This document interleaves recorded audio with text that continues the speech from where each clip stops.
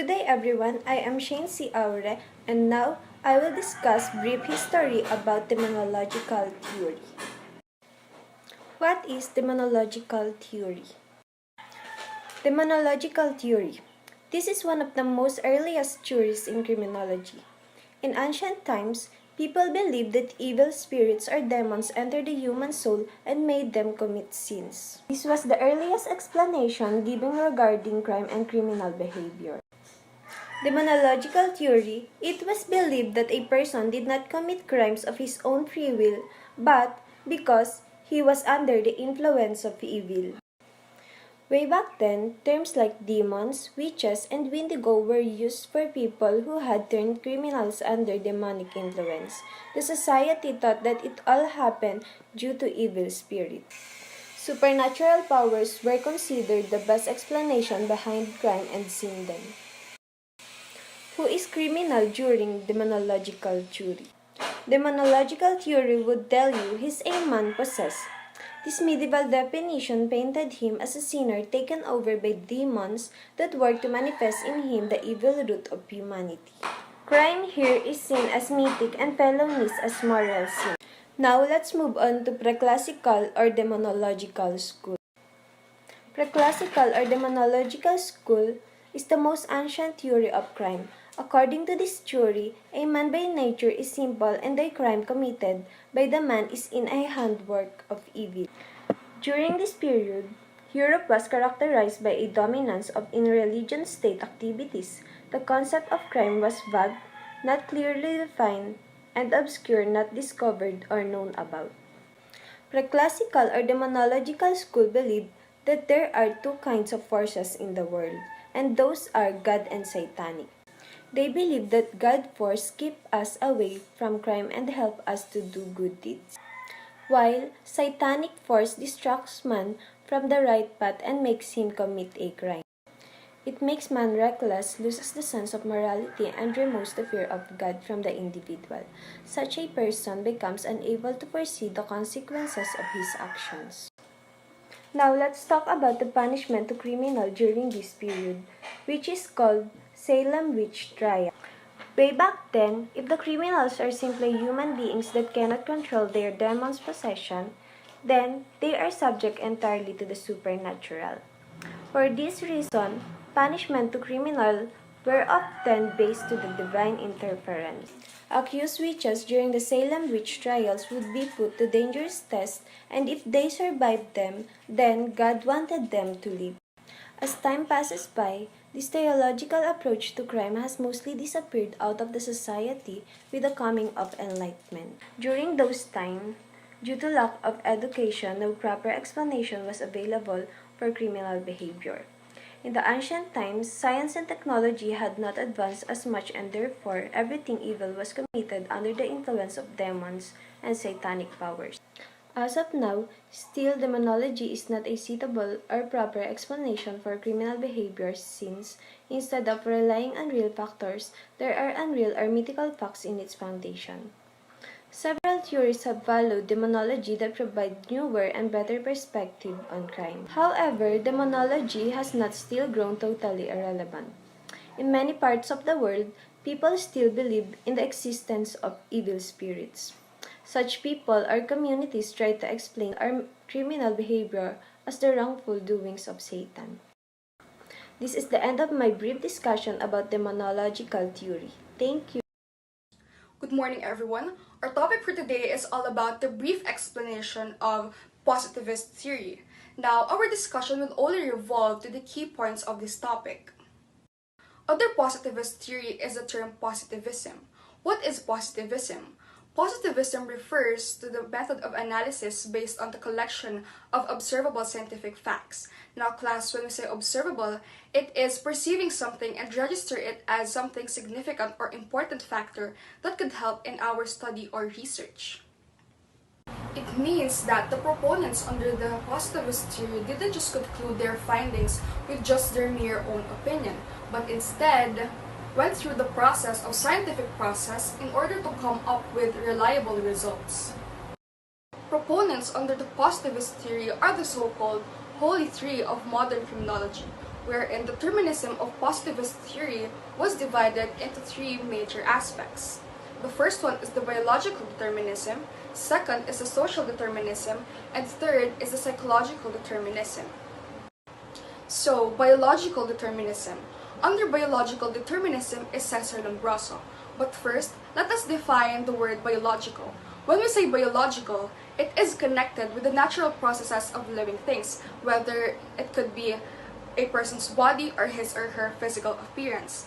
Just like in Cesar Lombroso's theory of atavism, wherein he argues that there is an array of stigmata or markers in criminals which could be a putative evidence with their criminality. Second is social determinism. Now, class, when we say social, it relates to the society and its organization. Under social determinism is Enrico Ferri, wherein he rejected the beliefs of biological determinism because Enrico Ferri believes that a person commits a crime because of his environment that pushes him to commit this certain crime. The third and the last one is psychological determinism. Now, class, when we say psychological, it is related to the mental or emotional state of a person. And under psychological determinism is Rafael Garofalo, wherein he believes that a person is committing a crime because of moral anomalies that might be going on in their mind. And that, class, is the end of our brief discussion of our topic for today, positivist theory. Thank you. Good morning, everyone. I'm Giselle A. Bautista, and the topic that I'm going to discuss is all about classical theory. Now, let's define what is classical theory. Classical theory argues that crime is caused by natural forces or forces of this world, such as the absence of effective punishments. Classical theory was developed in reaction to the harsh, corrupt, and often arbitrary nature of the legal system in the 17th. Classical criminology uses the idea of free will to explain that offenders choose to engage in crime, and that the best way to control crime is to deter offenders and make it uncomfortable and unprofitable for them to offend. The two figures best associated with classical criminology are Cesar Beccaria and Jeremy Bentham. They are seen as the most important Enlightenment thinkers in the area of classical thinking. Besides their various philosophical perspectives, they also strive to reduce the harshness in 18th century judicial system. Beccaria was concerned with establishing a more rational and humane system of social control. Bentham developed an approach that was concerned with the way of individuals weighed pleasure and pain when deciding whether to commit deviant acts. Another basic concern of deterrence research concerns the accuracy of knowledge of the severity of various sanctions. A belief that one will caught and swiftly and punish drastically is needed in order to deterrence theory to work.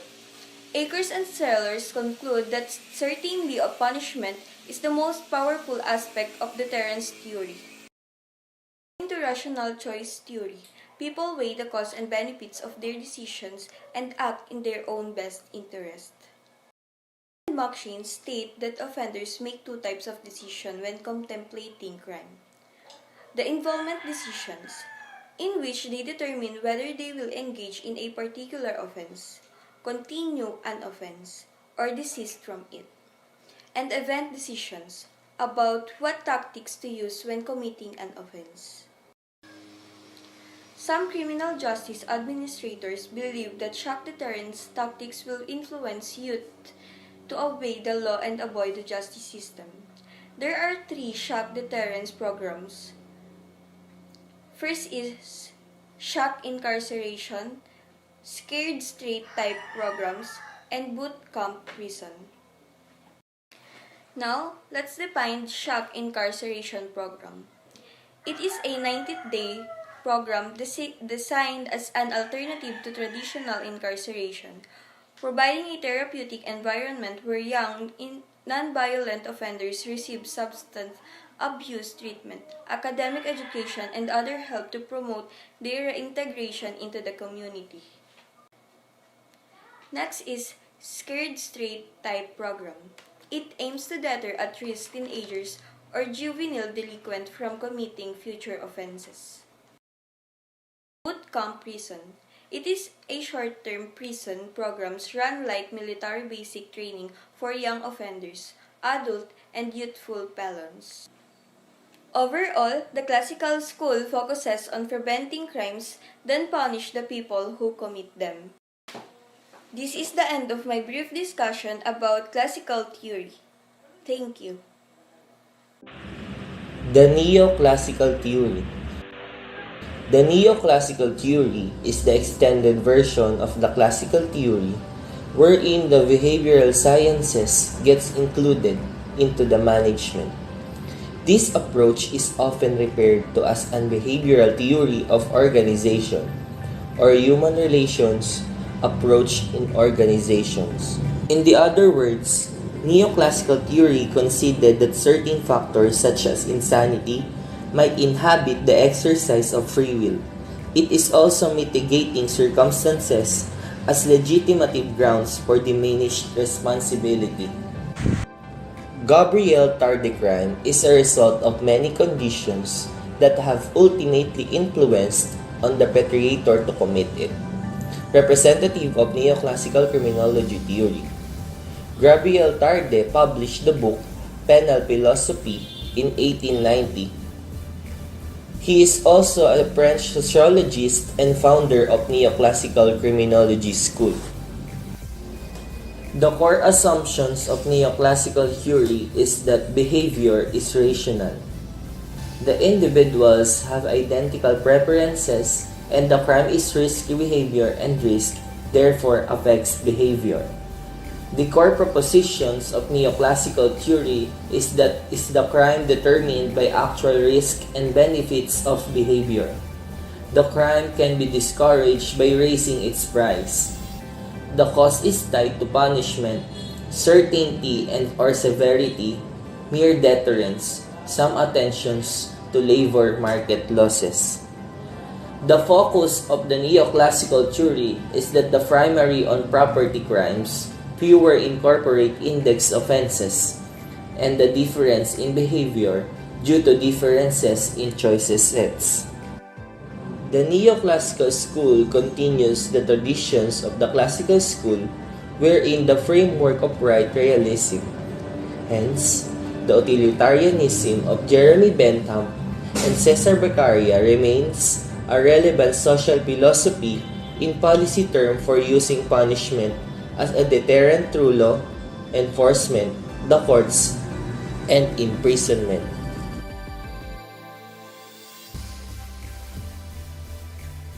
Hello, my name is Ransel Alfie from Group 6. My topic is all about the conflict theory, the never-ending competition. So first of all, what is a conflict theory? Conflict theory developed by Karl Marx purports that due to society's never-ending competition for finite sources, it will always be in a state of conflict. The implication of this theory is that those in possession of wealth and resources will protect and hoard those resources, while those without will do whatever they can to obtain them. This dynamic means that there is a constant struggle between the rich and the poor. So, ang sabi dito, conflict theory daw is yung problema dahil sa hindi pagkapantay-pantay ng pagtingin sa isang komunidad or sa isang bansa. Ang mas napagbibigyan ng pansin, ang mas napagtutuunan ng atensyon ay may mga kakayanan or may mga pera at mas matataas na pwesto. What are the goals of conflict theory? First, conflict theory look for answers to the correlation of gender, race, with health and crime. So, ang conflict theory daw ay naghahanap ng sagot sa relasyon ng gender and race between wealth and crime. Theory focuses on the competition between groups within society over limited resources. So, ang conflict theory daw ay nag-focus siya sa labanan or pagko-compete ng mga groups sa society kahit na wala silang sapat na resources or pinagkukunan ng information. Number 3, views social and economic institutions as tools of the struggle between groups or classes used to maintain inequality and the dominance of the ruling class. So, tinitingnan niya yung social and economic, yung mga institutions na tool or gamit para ma-solve yung problema sa groups, classes, tsaka ma-maintain niya yung inequality or hindi pagkapantay-pantay na pagtingin or ng mga tao, hindi pantay-pantay na estado ng buhay ng tao dahil mas pinagtutuunan nga yung mga mas may mga pera at sila yung mas mataas. Number 4, examines any social phenomenon through the lens that there is a natural human instinct towards conflict. So, in-examine niya yung na meron daw, kailangan nilang patunayan na meron daw social phenomenon na nagpapatunay na nasa lahi na or natural na sa mga tao ang mga nag-aaway dahil sa hindi pagkakasundo-sundo. 5. Marx is not saying that conflict is good or bad, but instead that it is an avoidable aspect of human nature and helps explain why things are the way they are. Sinabi ni Marx na hindi daw, ang conflict daw ay pwedeng good and pwede ring bad. Pero, dahil hindi daw natin ito maiiwasan bilang isang tao. At natutulungan din itong i-explain o ipaliwanag sa atin kung bakit nangyayari yung mga bagay. Ay, sinasabi niya na ang mga bagay ay mangyayari kung talagang ito ay mangyayari. Examples of conflict theory are wars, violence, revolutions, forms of injustice, and discrimination. So, itong mga examples na yan ay yung mga, kung mapapansin nyo, yung palaging gulo na nagaganap dahil nga sa hindi pagkakaroon ng pantay-pantay na pagtingin sa kanila ng mga tao. At yung gobyerno ay pinapaboran kung sino lang ang may mga kakayanan at may mga pera. Additional infos, in terms of financial resources, governments seek to manage conflict by reallocating resources between the rich and the poor. So, sinasabi nga dito na in terms of financial resources o sa mga pinagkukunan ng mga financial, yung government daw ay naghahanap ng parang problema by reallocating resources or paghahanap ng resources sa pagiging mayaman, sa mayayaman at sa mahihirap. Government have several mechanisms for influencing the distribution of resources, including progressive taxes, minimum wages, incentives, special programs, social assistance, and regulations. Through various forms of conflict, groups will tend to attain differing amounts of material and non-material resources. So, dahil daw sa mga various forms of conflict, yung mga grupo daw ay na-achieve nila o nagkakaroon sila ng hindi pantay-pantay na amount ng mga bagay at kahit ano na hindi sila nagkakaroon. Tapos yung iba na may kaya ay nakakabili. So the theory is that if the wealth gap becomes too wide, social unrest will ensue. If the government doesn't help reduce the degree of inequality, conflict will run out of control and protest or even civil wars will break out. So sinasabi dito na ang theory daw na ito ay nag-focus sa wealth gap o sa pagkakaroon ng pera ng mga tao o hindi mas nagfo-focus sila sa mga pera, sa kung sino yung mga may pera at sa wala. So yung mga walang pera or walang kakayanan, walang masyadong kakayanan, hindi sila nabibigyan ng pansin at yung discrimination sa LGBTQ sa community nila parang hindi sila agree. So syempre yung mga members doon magagalit sila. So kung yung gobyerno natin, kung ang gobyerno sa isang bansa ay meron ngang hindi pantay-pantay na pagtingin sa mga tao na nakatira doon sa bansang yon ay talagang magkakaroon ng gulo o ng mga problema, wars. So hindi natin may iwasan yon. Dahil sinabi nga dito na ang gulo at hindi pagkakaintindihan at hindi balance na pagtingin ay kagawian na ng mga tao. Yun lamang po. Thank you. Good morning, everyone. I am Gina Larca, and the topic that I'm going to discuss for today is a brief explanation of critical theory. Critical theory is defined as an approach to social philosophy that focuses on reflective assessment and critique or detailed analysis of society in order to reveal and challenge power structures. But first, let us define what power structure is. A power structure is an overall system of influence, meaning they are interconnected with each other between any individual or any other individual within selected group of people. In the simplest words, critical theory is a social theory that aims or that is oriented towards critiquing or changing the society as a whole. Critical theory, as it is known today, can be traced to Karl Marx's critiques of economy and society. It is greatly inspired by Karl Marx's theoretical formulation of the relationship between economic base and ideological superstructure that focuses on how power and domination operates within the society. Now, you might be wondering, what is base and superstructure? Both of these are concepts developed by Karl Marx. Base refers to the production forces, for example, are the materials and resources that generates the goods that society needs. And on the other hand, superstructure is all the other aspects in the society. Here in conflict theory, cultural and ideological sides of power and domination were explored to the pursuit of finding the social forces, namely the norms, values, ideas, behavior of the society that could prevent the people from understanding how power affects their lives. And that is the end of my brief discussion of critical theory. Thank you.